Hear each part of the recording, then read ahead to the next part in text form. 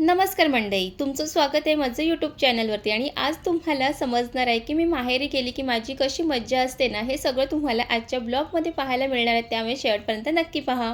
माहेरून निघाले थेट आत्याकडे जायला, कारण आत्याने मला खास जेवायला घरी बोलावलं होतं. आणि आज आत्या काय काय बनवणार आहे ना, ते पाहून तुमच्याही तोंडाला पाणी सुटेल. मग काय, मी सुद्धा निघाले. गावाकडचे रस्ते, आजूबाजूचं निसर्ग बघून एकदम फ्रेश वाटत होतं. आणि आत्याकडे जायचं आहे म्हटलं की थोडंसं मला खाऊ सुद्धा सोबत न्यायचं होतं, म्हणून थोडंसं खाऊ घेतलं. आणि इतकी गरमी होती की आता तर कलिंगड सर्व ठिकाणी दिसायला सुरुवात झालेली आहे. मग कलिंगड सुद्धा घेतलं आणि सोबत खूप फळं सुद्धा दिसली आणि सगळ्यांना आवडणारे आंबे पण मार्केटमध्ये आले होते.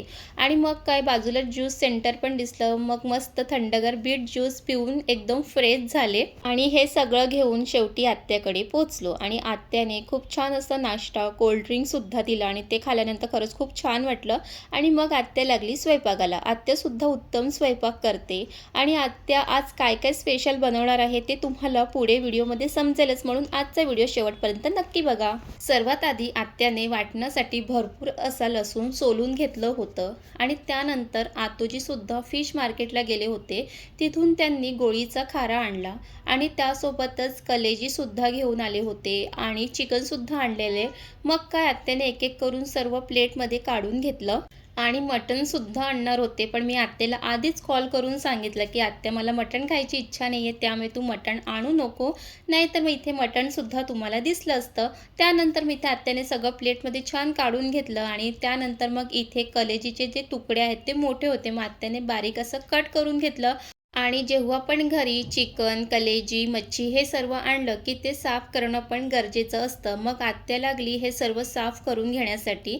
छान साफ केलं, त्यानंतर 4-5 वेळा पाण्याने धुवून घेतलं. आणि हे सर्व झाल्यानंतर मग आत्याने वाटण करायला घेतलं. आलं, लसूण, मिरची याचं वाटण आत्याने खलबत्त्यामध्येच करून घेतलं. आणि अशा पारंपरिक पद्धतीच्या खलबत्त्यामध्ये ना वाटण अगदी खूप छान होतं. आणि तुमच्याकडे सुद्धा असं पारंपरिक पद्धतीचा खलबत्ता आहे का, हे नक्की मला कमेंट करून सांगा. त्यानंतर मग आत्याने मसाले वगैरे काढून घेतले. सर्वात आधी तर गोड माशाचं कालवण करणार होते, त्यासाठी मग पातेलं गॅसवरती ठेवलं. त्यामध्ये तेल घातलं आणि भरपूर असं आलं, लसूण, मिरची याचं वाटण घातलेलं आहे. कालवणामध्ये वाटण थोडं जास्तच घालायचं. आणि ना ह्या खलबत्त्यामध्ये वाटलेलं वाटणामुळे ना अजून कालवणाला खूप छान चव येते. तर इथे छान असं हे वाटण आहे ते परतून घ्यायचं आहे.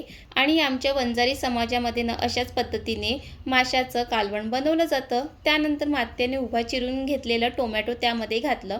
टोमॅटोसुद्धा छान परतून घेतलं. आणि टोमॅटो लवकर शिजावा म्हणून त्यामध्ये चवीप्रमाणे मीठ घालून घेतलं. मीठ घातलं की टोमॅटो लवकर शिजतो.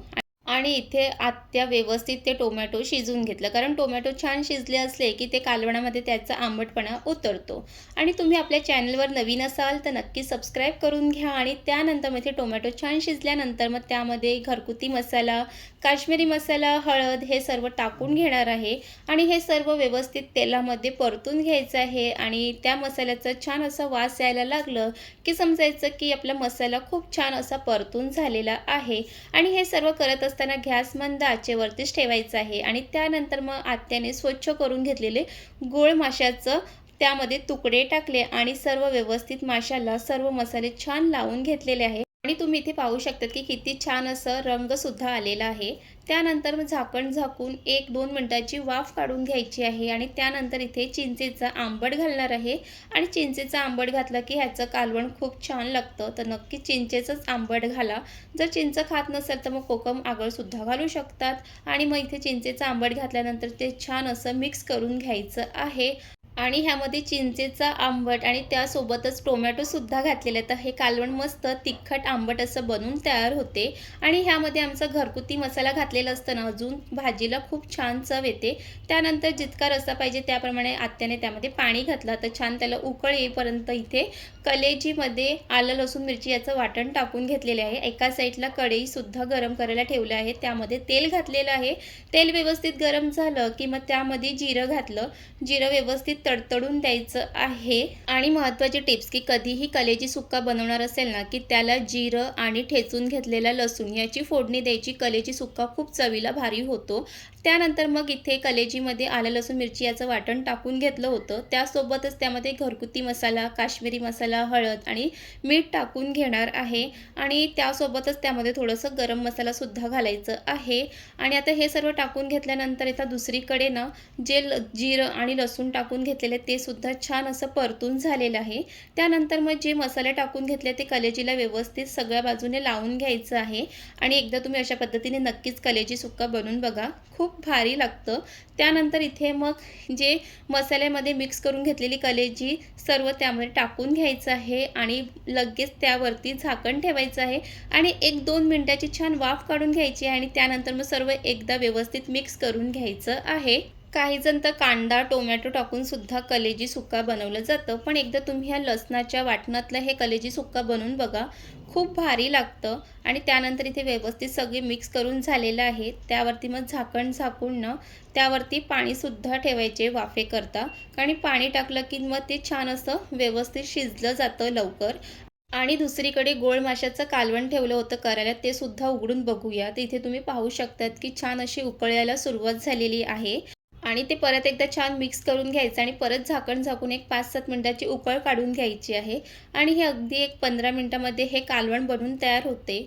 आणि कालवण बनवून तयार झालं की मग शेवटी भरपूर अशी हिरवी कोथिंबीर घालायची आणि अगदी सोप्या पद्धतीने ही घोळ माशाचं कालवण बनवून तयार झालेलं आहे। अगदी चवीला भारी झालेलं आहे।